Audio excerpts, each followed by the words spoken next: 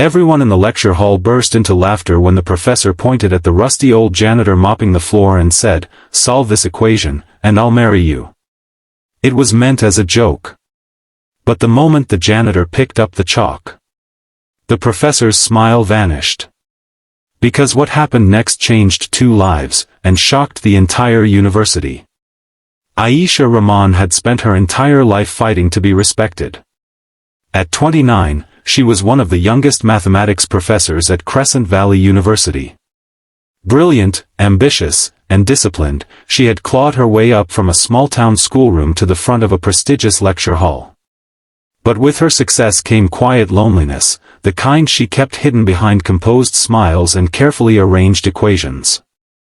On a rainy Thursday morning, her lecture hall buzzed with students preparing for midterm reviews. Aisha decided to lighten the atmosphere with an unsolved equation she had been researching, a complex proof that baffled even seasoned mathematicians. She wrote it on the board, the chalk tapping rhythmically as she explained its significance. "If anyone can solve this today," she joked, exhaling softly, "I'll marry you myself." Laughter rippled across the room. That was when she noticed him. Ethan Ward, the janitor. A quiet man in his late 30s with dark hair, rough hands, and eyes that held unspoken stories. Students barely noticed him as he emptied trash cans and wiped down desks. Aisha had seen him around, always polite, always silent, always moving as if he were trying not to exist. But today, he paused. Stared at the board.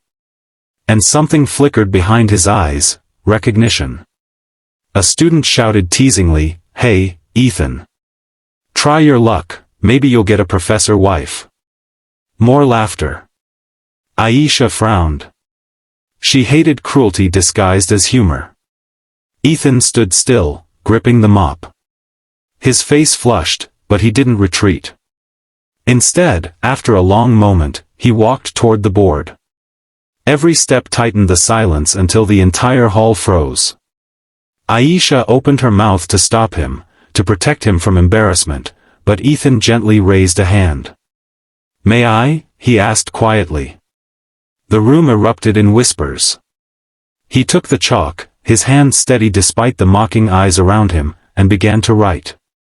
Not hesitantly, but with confidence, symbols flowing seamlessly, lines forming elegant progressions, each step unfolding like a story only he knew how to tell. Aisha's heartbeat thundered in her ears. His method, it wasn't just correct, it was brilliant. 5 minutes later, Ethan placed the chalk down. "It's not the only solution," he murmured, "but it's the simplest path." Aisha stared at the board, speechless. Students gaped. The room was silent enough to hear the chalk dust settle. She turned to Ethan with wide eyes. "How did you do that?" He shrugged gently. "I used to study things like this. A long time ago." Before she could speak again, he picked up his mop and quietly left, as if nothing extraordinary had happened. But something extraordinary had. And Aisha felt it in her chest like a spark waiting to become a flame. Aisha didn't sleep that night. She researched him, asked around, questioned staff. Most people barely knew his name. Some thought he was strange. Others said he kept to himself. No one knew his past. The next morning, she found him in an empty hallway, changing a light bulb. "Ethan," she said gently. "Please talk to me." He hesitated. "About the joke?" "It wasn't a joke anymore," she whispered. "Your solution, your mind. You're extraordinary." His eyes softened with something like pain. "Aisha. I had a different life once. I was a math prodigy. Scholarships, competitions.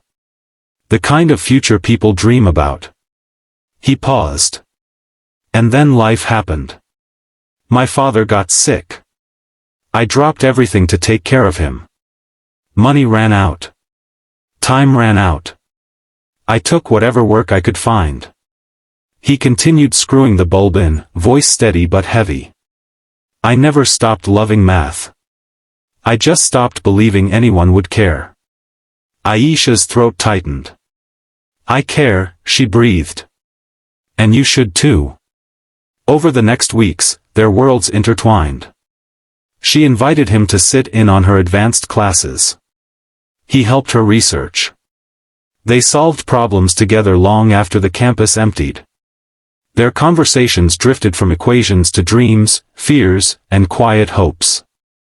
Aisha found warmth in Ethan's humility and strength in his vulnerability. Ethan found light in her belief in him, a belief he had been starved of for years. But society isn't kind. Rumors spread. Students whispered. Colleagues questioned her professionalism. Some mocked Ethan behind his back, calling him the janitor who thinks he's a genius. One evening, Aisha sat at her desk, shaking with frustration. I don't care what they say, she told him. You've done more for me than any colleague ever has. Ethan looked down.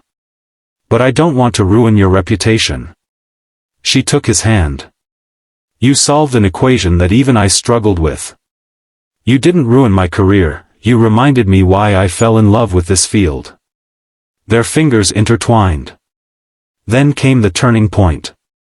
The university held a mathematics symposium. Aisha insisted Ethan present their joint research, a daring, unconventional theorem he had largely developed. He refused at first. Then finally, for her, he agreed. When Ethan stepped onto the stage, whispers filled the auditorium. But as he began to speak, calm, articulate, brilliant, the whispers died. By the end of his presentation, the hall erupted in applause. And as Aisha walked onto the stage beside him, she smiled and whispered, loud enough for the first row to hear. I believe I owe you something. Ethan blushed. What? The promise I made in class. She squeezed his hand. Solve the equation and I'll marry you. Laughter mixed with gasps. Ethan shook his head affectionately. Only if you want to, he said. I do, she replied softly. Not because of the equation, but because you solved the part of me that didn't believe in love. The audience rose to their feet, applauding as the two stood together. Not professor and janitor. Not genius and forgotten man. But two souls who had finally found the one equation life had never taught them. The courage to choose each other.